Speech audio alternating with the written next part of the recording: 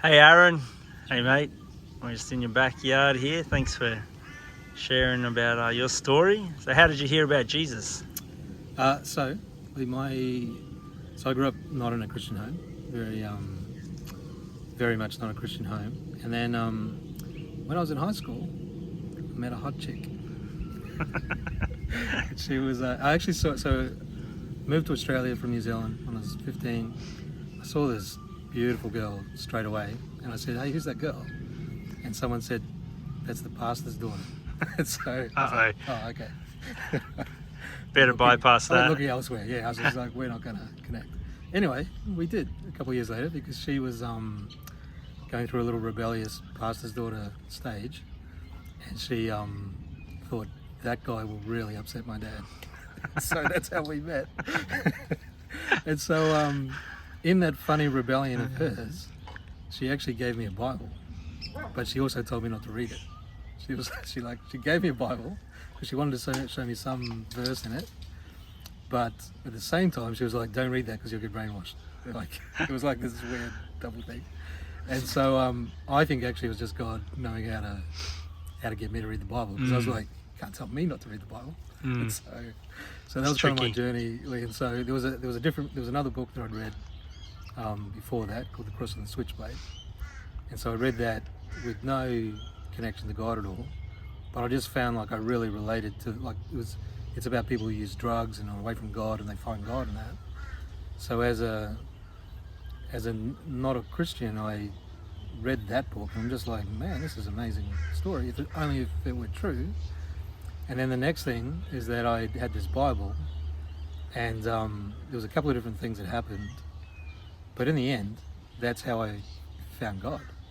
It was literally, there weren't any people involved. Like even that girl, she was still anti-God. But once I'd actually kind of opened myself up to that idea of, could this be true or not? And I started to, it was like, not read the Bible, but I read a couple of things. In fact, there was this one thing where the girl had given me a passage in the Bible, and I'd just thrown it under the bed or whatever. And it was like weeks or something later, or I don't know how long later, and it was like my first prayer. I was like, "Okay, God, if you're real, impress me. Like, show me where that thing is." Like in this massive book, show me where that one thing that I've read before. And I literally opened it to that page and I read that thing, and then I'm like, "What?" Don't impress me, That should God. have happened, yeah. I don't want to know you're real. Exactly. And so that happened a couple of times, and then there was a moment where I just went, I was alone in my room. It was one night, and I remember it like as clear as today. And I just went, "Oh my God is real." It was just this moment, mate, of just knowing that God was real. And so I literally, because I remember I was laying on my bed, I literally had this moment of going, "What? He's real." And then I just jumped out of the bed, kneeled down, didn't even know that I guess I've seen that on movies. I just knew God is real. This is what I'm meant to do. He's a bit bigger than me. And so I just knelt down, and it was that, I guess that was my first real prayer, where I was like, "Okay, I believe in you now. What do I do?" And so then my journey was like learning, and so from that point I went down. I found out there were Christian bookstores. Like I'd never even known that before. I'd never taken any notice of that kind of world before. And so I went and bought a couple of books just randomly from this Christian bookstore, but they were like these extreme healing evangelist guy. And I just started reading those thinking, "Oh, this is what they all do." This is what normal Christians do. And so, but that's the way I started to pray. Like, so I was like saying to God, "Okay, I need to learn about you." And so I just randomly show up at churches because I felt like that's where God wanted me to go. And the sermon would be on all the things I wanted to ask. Yeah, wow. And it was just like I just did that, and then I started thinking, I probably need to go to one of them. Like I was just kind of working out for myself, because I didn't really want to ask anyone. I didn't want to. Like I was literally not wanting to get brainwashed by anybody. I just wanted to learn it all Your from own God. questions. Yeah. Not someone telling you everything. Yeah. And it turned out to be awesome, because that meant the only person I could ask was God. And Mm. so, That's cool. so that, I don't know how long that lasted. And it's not like I knew everything either. So it took a long time to learn about who Jesus was. Like I didn't quite get there. I'd read the New Testament, and I'm like, far out, if everybody listened to this guy, the world would be really good. Because I've never considered what he said before. I've just, paid out on Christians and churches and all that sort of stuff. And so, that was my journey, learning about Jesus, learning who he was. I had this awesome thing too, where there was a church that I'd seen. I kept riding past on my motorbike, and I was like, because I could see through the windows, and they all had their hands in the air. I'm like, yeah, that's pretty weird. It's kind of like what's in this book, this crossing the switchblade stuff. And so I'm like, I should go there. But then I did go and ask this other Christian who I'd met, and he was like, oh, you need to be careful about which church you go to and stuff. And so then I'm suddenly like, oh, you've got to choose which one. Like, are they different? Like, I had no clue. Like, Catholic, Jehovah's Witness. This church was they were all church, just, to me, believes the same. Christian churches. So that had kind of put that in my head. And so I was riding past this one church, and I'm like, God, is this okay? Is that church all right? Like what that guy said was in my mind. And so I'm praying as I'm riding, Lee. My motorbike stops. It just cuts out, and I come to a rolling stop outside the driveway of the church that I was wondering about. And so I'm like, oh, thanks, God. I just like kicked it over, started again, rode off. Because I'm like, oh, this is how Christians live.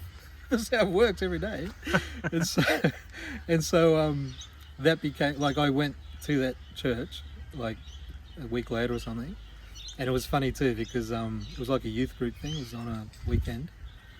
I went in there, and I found out later that the pastor had just been telling them all, hey, you got to get out there and tell the gospel, because they're not going to come knocking on the door. But that, as soon as he'd finished that sermon, I came to going, hey, tell me about God. Knocking on the door. Knocking on the door. So God is a good sense of humor. That's how much you know. Yeah, so I actually had this amazing start to my journey with God. And that church became my church for 20 or more years, until we went to Africa, actually, as missionaries. And so that's my kind of initial part. But the thing that then, as I learned who Jesus was, and then I learned about the gospel, I learned about, why Jesus had to die, because none of that made sense before. Yeah. And I think that's the thing. Like, at first, I was in awe of, like, God is real, and it's not rocket science. That changes your life. Because I couldn't actually go back to normal before that. But that was the big picture thing. And then as I got to learn about Jesus and who he was and what he'd done, then that actually became like a real personal thing. So I think, I wouldn't even be able to pick a time when it actually, when I had a personal relationship with Jesus. But for me, I count my moment when I met God. It's very clear to me. It was one night in my room alone, and it was only because I said, "Are you real?" And he like, "Yeah, I'll answer that," and he did.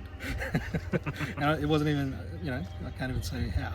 I just knew suddenly that God was real. Yeah, it's like he revealed it to you. Yeah. Bang, and you're just like, oh wow. It's just like, oh, this changes everything. A little truth bomb. And I'm like, wow, that changes everything. Yeah. And it literally has, like, it took me a few years to undo some very bad habits. And I'm still undoing habits. But I would have a bit of a crash and burn every Christmas season. Like, for the first probably 3 years, I'd just go back to the drugs and the girls and the partying. And then I'd run out of money, and then I'd sheepishly go, oh man, God is still real. I wonder if he'll take me back. And thankfully I learned that he would. Thankfully I stayed in it enough. I stayed seeking enough that I found that God is very gracious, and he's very patient, and he knows that we've made lots of bad habits without him. And he walks. You've got so many bad habits. Chatting to you is one of them. That's awesome, bro. Yeah. I love it. Thanks for sharing your story. You're welcome. Appreciate it. Cheers, bro. Cheers.